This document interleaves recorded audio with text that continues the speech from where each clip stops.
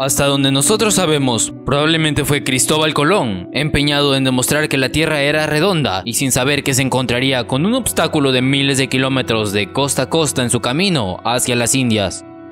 Según la historia oficial, Colón no sabía que había llegado a nuevas tierras, pero su viaje cambiaría el rumbo de la historia de manera irreversible. El que había de ser uno de los viajes más trascendentes de la historia empezó a tomar forma el 22 de mayo de 1492, cuando llegó al puesto de palos de la frontera en Huelva una carta de los Reyes Católicos en la que se le ordenaba a la municipalidad contribuir con 2 embarcaciones a la expedición. Aunque no fue fácil armar los barcos y reclutar a la tripulación, Colón pudo echarse finalmente a la mar el 3 de agosto al frente de 3 naves, la Santa María, la Pinta y la Niña. 3 naves cargadas de provisiones, marineros y esperanzas de encontrar una nueva ruta comercial que cruzar el Atlántico. Antes de comenzar su viaje transatlántico, se decidió hacer escala en las Islas Canarias para aprovisionarse y para obtener los vientos alisios, los cuales facilitarían mucho el viaje. Durante su estancia en las islas, se prepararon una serie de elementos de las naves, ya que habían sufrido algunos percances. Los principales conocimientos de Colón sobre el viaje y las distancias que recorrerían se basaban en 2 hechos, uno cierto, la esfericidad de la Tierra, y otro erróneo, el tamaño de la misma. De este modo, Cristóbal Colón pensaba que nuestro planeta tenía una circunferencia ecuatorial de unos 30.000 kilómetros, es decir, 10.000 kilómetros menos de los que en realidad tiene. Este primer viaje duró unas 5 semanas y puso en peligro la vida del almirante debido a que sus marineros, por miedo a fallecer en tierra de nadie, estuvieron al borde del amotinamiento. El 14 de octubre de 1492, Rodrigo de Triana divisaba tierra firme, terminando de esta manera el temor de muchos marineros. Era la isla de Guanahani, bautizada por Colón como San Salvador, identificada con la actual Watling, una de las Bahamas.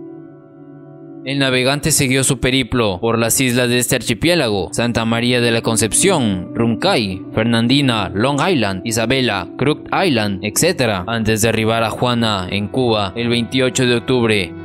El 6 de diciembre llegó a La Española. El día 24 del mismo mes, la Santa María encalló a la altura del actual Cabo Haitien y sus restos sirvieron para construir un pequeño fuerte, bautizado como Navidad. Por fin, el 16 de enero de 1493, Colón ordenó el regreso, después de haber pasado una serie de calamidades a la vuelta, como, por ejemplo, la necesidad de atracar la nave en la que iba Colón en Portugal, lugar donde se reuniría con su monarca, desconociéndose lo que se habló en la entrevista. En su segundo viaje, Colón salió de Cádiz el 25 de diciembre de 1493 con 3 galeones o carracas, 14 carabelas y 1500 acompañantes. Llegó a las Islas Caribes el 4 de noviembre del mismo año. Descubrió la isla de Borinquén en el actual Puerto Rico y el 27 del citado mes llegó a La Española, donde con dolor solo encontró las ruinas del fuerte de la Navidad. Estuvo en La Española hasta el 24 de abril de 1494, dejando reconstruida una población que llamó La Isabela. Siguiendo su viaje, descubrió la isla de Jamaica el día 13 de mayo, recorrió el sur de Cuba y llegó hasta la isla de Pinos, que llamó Evangelista. Regresó enfermo a La Isabela y mejorado, volvió a España. En su tercer viaje, en 1498, descubrió la isla de Trinidad, el río Orinoco y parte de América del Sur. Volvió a Santo Domingo, donde por chismes diversos fue reducido a prisión por bobadilla y enviado a España. Su cuarto y último viaje se efectuó de mayo de 1502 a 17 de noviembre de 1504, en que volvió enfermo a España. Visitó las pequeñas Antillas, La Española, Jamaica y Honduras. Este atrevido navegante murió pobre y casi olvidado en Valladolid el 28 de mayo de 1506. Varios años después de la llegada de Colón, los españoles fueron percatándose de que el lugar al que habían llegado y el resto de la tierra no estaba conectado por tierra a Europa, sino que formaba un continente distinto. Así, a partir de 1507, se le comenzó a llamar América. En los siglos posteriores al descubrimiento del Nuevo Mundo, España, seguida de Portugal y en menor medida Inglaterra, Francia, Holanda, Rusia, Suecia, Dinamarca, Noruega, entre otras potencias europeas, compitieron por la explotación, conquista y colonización del continente americano. Sin embargo, fuentes oficiales y no oficiales hablan de que los primeros descubridores de nuestro continente no fue Colón. Algunas de estas versiones afirman que nuestros antepasados, quienes atravesaron el estrecho de Bering hace aproximadamente 18.000 años, fueron los primeros ocupantes del continente al cruzar de Asia hasta América del Norte. Otras versiones, basadas en el estudio de mapas antiguos, aseguran que la dinastía Ming, navegantes chinos, llegaron a costas americanas en 1421, 71 años antes de la llegada de Colón. Por otra parte, se dice que aproximadamente 500 años antes de la llegada de Colón al continente, Leif Erikson, al mando de un grupo de vikingos, llegó a lo que hoy es Norteamérica, dejando un asentamiento en la isla Terranova. Ahí existe un lugar llamado Les Augmedius. Ahora es un lugar considerado Patrimonio de la Humanidad y consiste en los restos de 8 edificios que posiblemente fueron estructuras de madera cubierta con hierbas y lodo. Otras fuentes afirman que un monje irlandés llamado Brendan llegó buscando el paraíso a esa misma zona durante el siglo VI. Sin embargo, también existen evidencias de que los portugueses llegaron aproximadamente en el año 1424.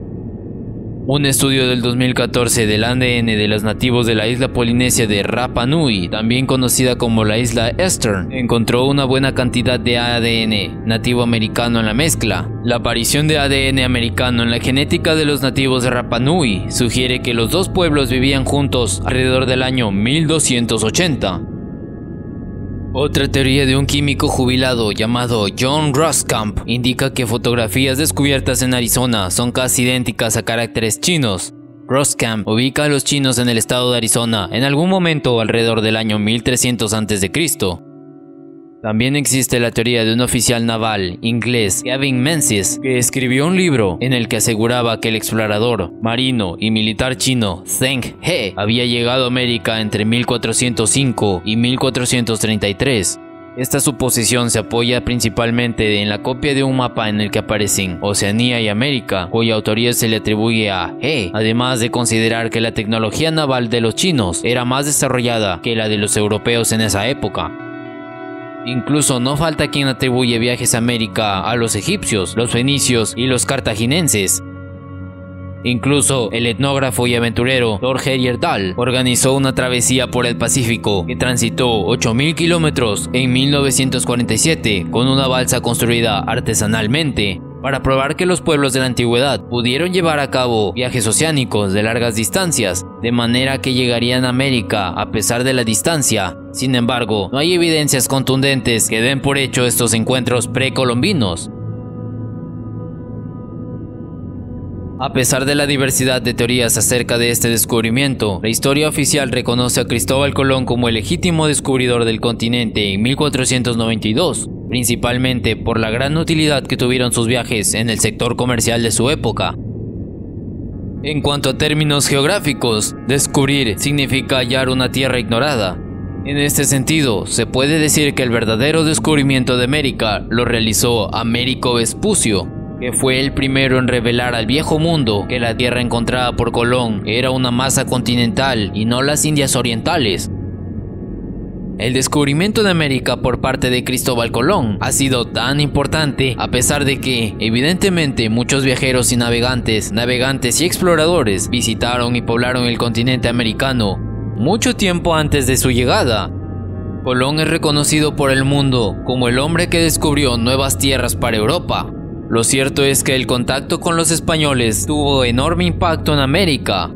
Se introdujo el conocimiento indígena en arte e ingeniería, además de diferentes especies vegetales y animales, como el caballo, especie introducida en el segundo viaje de Cristóbal Colón y que se encontraba extinto en América desde tiempos remotos.